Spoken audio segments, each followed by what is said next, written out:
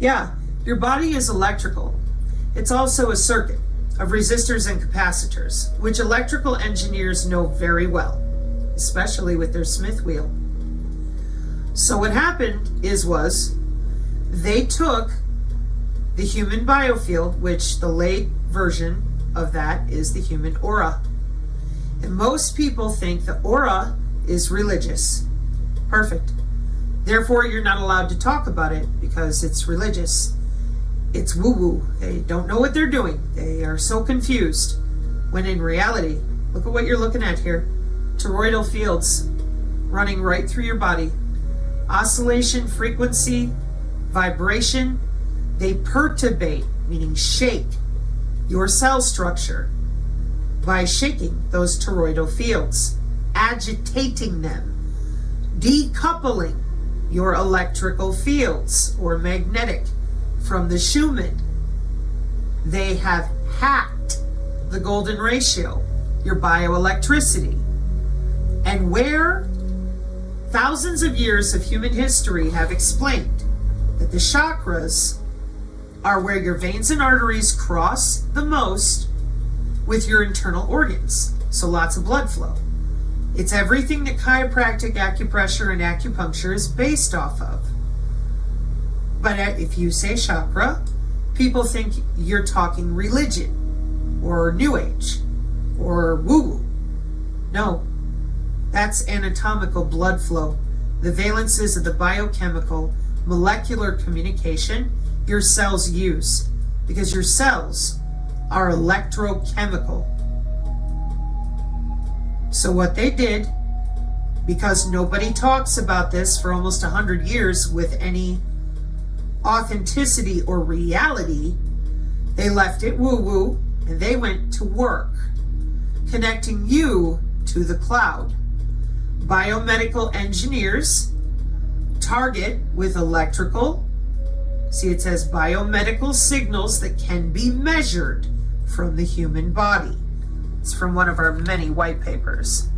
And if you notice, the biosensors are right over top of those chakra points. Period. Because it's anatomical. So they want to get the best biosignal measurements from where those chakra points are, because it has to do with blood flow, and cellular signaling, molecular communication. Then they built themselves a database of all your biosignals, and feature extraction is when they choose a series of those signals and enter them into their databases in order to process your behavior and other items that they have earmarked with your digital twin or a different type of W-band database.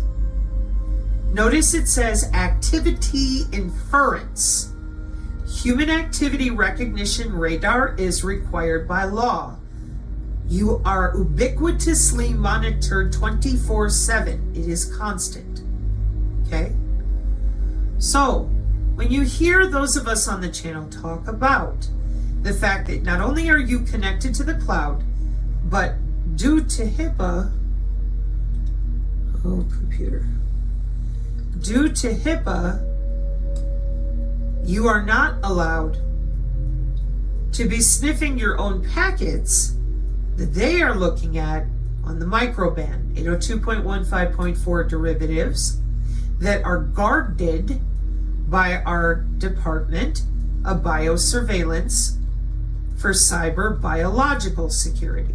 Okay? All right. Now, back to where we were. Oh, interesting. So when two circuits are in close proximity to each other, near field electrostatic coupling. And if I click on it, it's going to show you a bunch of math and magnetic field symbols and things that you're probably like, good Lord, that's all Greek to me. Right, because they're using visible light communication They're using electromagnetic fields, magnetic fields, and electric fields. And most people, there's literally zero education on any of this, because that way it stays nice and quiet with the people that are doing the jobs, and everybody else is told it's religious. Apologies for the reflection. I will leave the search here so that you can take a look for yourself. And as you can see in this particular image from 2018, past results, present trends, and future challenges in 2018 in intra-body communication. Intra-body communication is a wireless communication technology using the human body to develop body area networks for remote and ubiquitous monitoring. So the next thing you do is you look up that word. If you don't know what it means, present, appearing, or found everywhere. The internet of everything. Okay? So, constant monitoring. Intra-body communication uses living tissues as a transmission medium, achieving power-saving and miniaturized transceivers, making communication more robust against external interference and attacks. Why would we be worried about that? Because as you can see, your body is connected to the internet. Period. The issue with all of this for most people is here. You see the signal, kinematic, optical, chemical, electrical, acoustic, or thermal. You see the sensor, accelerometer, gyroscope, video camera, near infrared, mass spectrometer, chemoelectrical, surface electrodes, magnetometer, microphone, sonograph, thermometer, thermal camera. Okay? And then you see the human activity that is measurable with the appropriate sensor and then the appropriate signal type. Biosignals are autonomous signals produced by the living organism, energetically measurable in physical quantities using sensors. The taxonomy of biosignals resulting from human activities captured by sensors. Help, I've fallen and I can't get up. No, it is not a joke. Ubiquitous monitoring is mandated worldwide. This is not new. This is why all these discussions with the Oracle dude and everything else are rather disingenuous. 18 years of professional conferences of doing this, not only in the hospital, but for intelligence, surveillance, and reconnaissance. Which is why human activity recognition radar is so prevalent. You have passive radar, you have actuation. I'm going to stay away from there for a minute because of the sunbeam. You have the different tools they use, modeling software, you have market share, biomedical engineering, IEEE, EMBS. We've gone over this in heavy detail in other videos. Please check the Synergy Rumble channel. It's a college textbook right there. So, now I lost my set of papers here, so I need to go back to the beginning. Where did you go? Oh boy, oh boy. I'm not ready for you yet.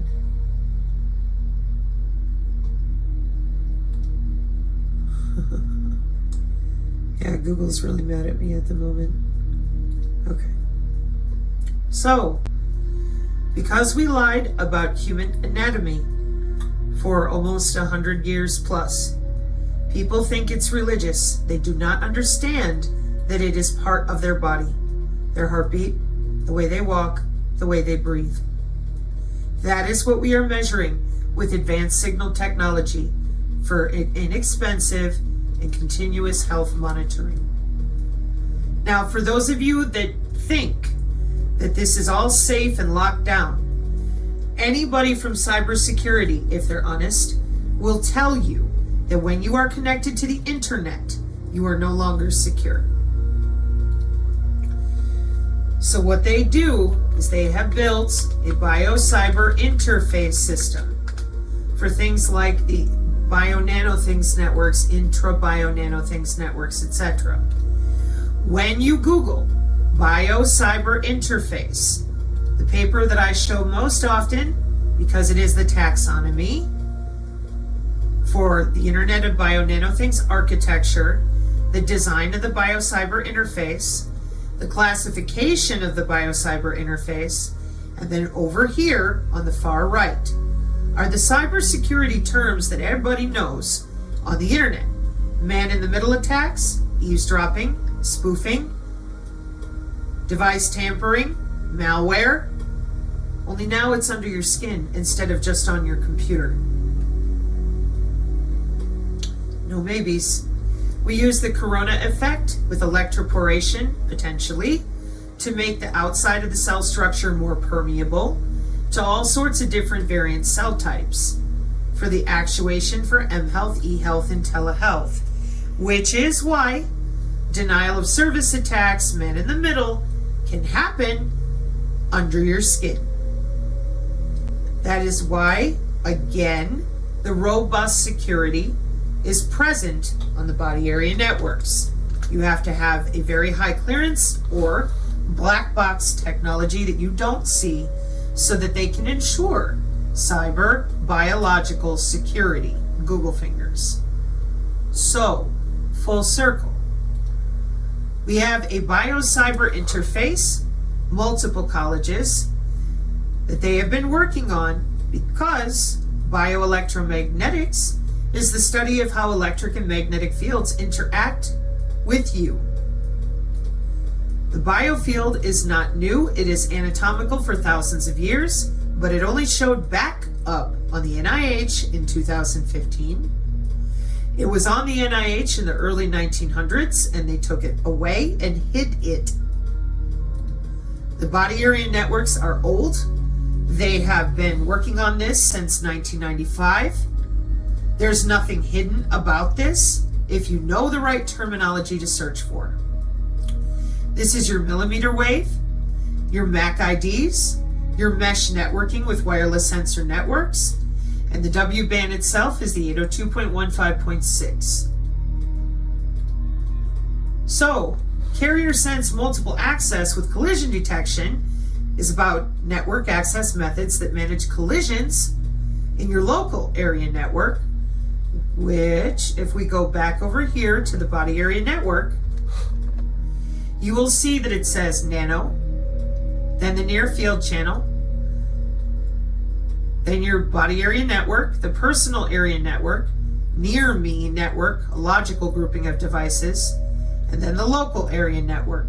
This is where it bootstraps your body, your biosignals, to a smartphone, a PC, gaming console, smart TV, whatever, to bounce the signal through your router out to the rest of the internet, thus saving power on the biosensors under the skin and the intra-body area networking. It's built that way. The Internet of Bio-Nanothings with the IEEE in March of 2015. The Internet of Things has become an important research topic in the last decade. Biosensors went commercial in 2005. No more R&D, no more just the military, fully commercial, 2005. Where things refer to interconnected machines and objects with embedded computing capabilities employed, to extend the internet to many application domains while research and development continue for general Internet of Things devices. There are many application domains where very tiny, concealable, and non-intrusive things are needed. The properties of recently studied nanomaterials such as graphene have inspired the concept of the Internet of Nanothings based on the interconnection of nano-scale devices. Despite being an enabler for many applications, the artificial nature of the Internet of Nanothings devices can be detrimental, where the deployment of nanothings could result in unwanted effects on health or pollution. The novel paradigm of the Internet of Bio-Nanothings is introduced in this paper by stemming from synthetic biology and nanotechnology tools that allow the engineering of biological embedded computing devices based on biological cells and their functionalities in the biochemical domain. Bio-Nanothings promise to enable applications such as intra-body sensing and actuation networks, and environmental control of toxic agents and pollution. The Internet of Bio-Nano-Things stands as a paradigm-shifting concept for communication and network engineering, where novel challenges are faced to develop efficient and safe techniques for the exchange of information, interaction, and networking within the biochemical domain, while enabling an interface to the electrical domain, an interface to the electrical domain of the Internet. The reason that this is already finished has to do with Agenda 2030. The reason that they're watching both the environment and your body has to do with saving the planet. We use wireless sensor networks for environmental monitoring. Again, apologies for my sunbeam. That environmental monitoring is using the same wireless sensor networks that are used with your digital twin for precision or personalized precision AI healthcare or personalized medicine. These sensor networks are watched over by the same Deloitte and Gartner that you're all using with your cryptocurrency and your blockchain. They are the same wireless sensor network systems with your Fitbit and mining crypto with your own heartbeat, because your biological sensors have many applications and uses and types.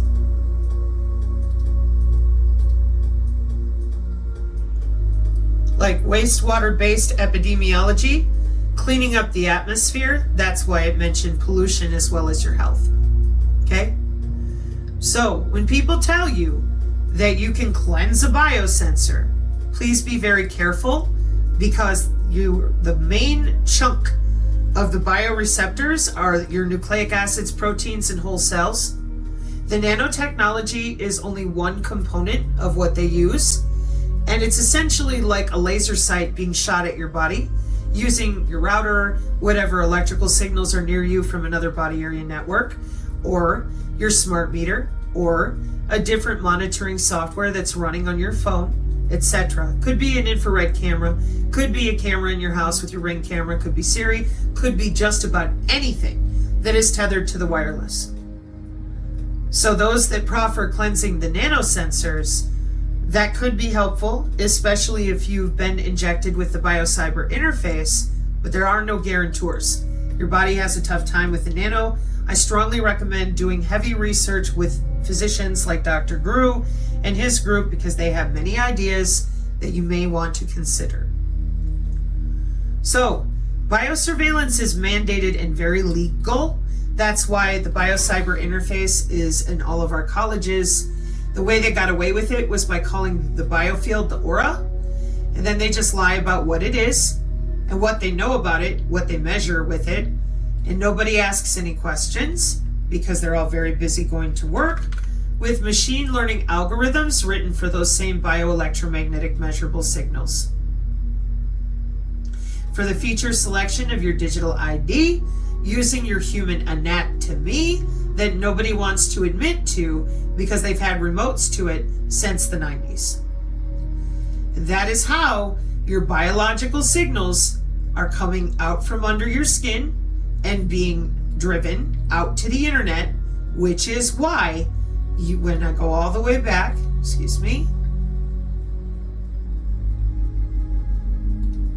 to the beginning, where I showed you in figure 2, here's the packet superframe that a network engineer has to look at for how to route data on the internet and to and from your internal blood, bone, and tissue.